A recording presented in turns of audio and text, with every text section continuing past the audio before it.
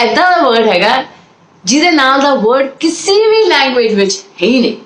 ਇਹ ਏਦਾਂ ਦਾ ਵਰਡ ਹੈਗਾ ਕਿ ਇਸ ਵਰਡ ਵਿੱਚ ਤੁਸੀਂ ਗ੍ਰੈਜੂਏਸ਼ਨ PhD ਕਰ ਲਓਗੇ ਨਾ ਤਾਂ ਵੀ ਇਹਦੇ ਮਤਲਬ ਨਹੀਂ ਖਤਮ ਹੋਣੇ। ਭੈਣ ਚੋ ਕਿਹਨੇ ਕਿਹਾ ਕਿ ਤੁਹਾਨੂੰ ਕੋਈ ਗਾਲ ਹੈਗੀ? ਭੈਣ ਚੋ ਤਾਂ ਗਾਲ ਹੈ ਹੀ ਨਹੀਂ, ਮੈਂ ਕਹਿੰਦੀ ਪਈ ਹਾਂ ਤੁਹਾਨੂੰ।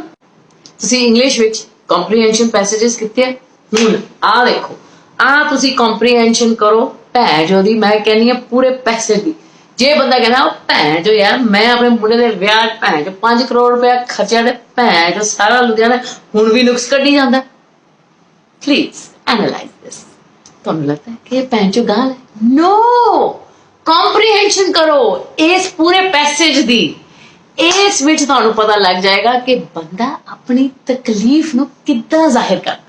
ਜਿੰਨਾ ਸਿੰਪਲ ਬੰਦਾ ਹੋਏਗਾ ਉਹ ਉਦਾਂ ਹੀ ਆਪਣੇ ਸੈਂਟੀਮੈਂਟਸ ਨਾਲ ਆਪਣੀ ਪੂਰੀ ਦੀ ਪੂਰੀ ਸੈਂਟੀਮੈਂਟਸ ਤੁਹਾਡੇ ਸਾਹਮਣੇ ਲੈ ਕੇ ਆਏਗਾ। ਹੁਣ ਸਮਝ ਗਏ ਤੁਸੀਂ ਕੀ ਭੈਣ ਚੋ ਹੈਗਾ? ਹੁਣ ਸਿਰਫ ਇੱਕ ਲਾਈਨ ਸੁਣੋ ਤੇ ਦੇਖੋ ਕਿ ਭੈਣ ਚੋ ਕਿੱਦਾਂ ਦਾ ਵਰਡ ਹੈਗਾ।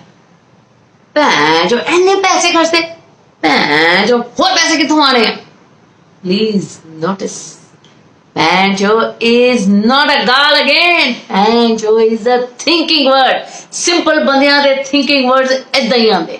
ਵੀ ਤੁਹਾਨੂੰ ਤਾਂ ਪਤਾ ਹੈ ਕਿ ਪੰਜਾਬੀਆਂ ਦੇ ਮੂੰਹ ਪਹਿਲਾਂ ਖੁੱਲ ਜਾਂਦੇ ਨੇ ਤੇ ਦਿਮਾਗ ਥੋੜੀ ਦੇਰ ਬਾਅਦ ਸਟਾਰਟ ਹੁੰਦਾ ਹੈ, ਤੇ ਬੰਦੇ ਨੂੰ ਫਿਰ ਇੱਕ ਗੈਪ ਵੀ ਤਾਂ ਚਾਹੀਦਾ ਹੁੰਦਾ ਫਿਲ ਕਰਨ ਲਈ, ਜਿਹਦੇ ਵਿੱਚ ਤੁਸੀਂ ਥੋੜੇ ਜਿਹੇ ਵਰਡਸ ਪਾਓ ਕਿ ਕੋਈ ਕੰਟੀਨਿਊਸ਼ਨ ਆਫ ਟਾਕ ਹੁੰਦੀ ਰਹੇ। Pancho ਉੱਥੇ ਬਿਲਕੁਲ ਫਿੱਟ ਬੈਠਦਾ ਹੈ ਕਿ ਨਹੀਂ? ਕੀ ਪਹੁੰਚੇ ਦੇਸੀ ਪੰਜਾਬੀ ਸੇ ਵੀ।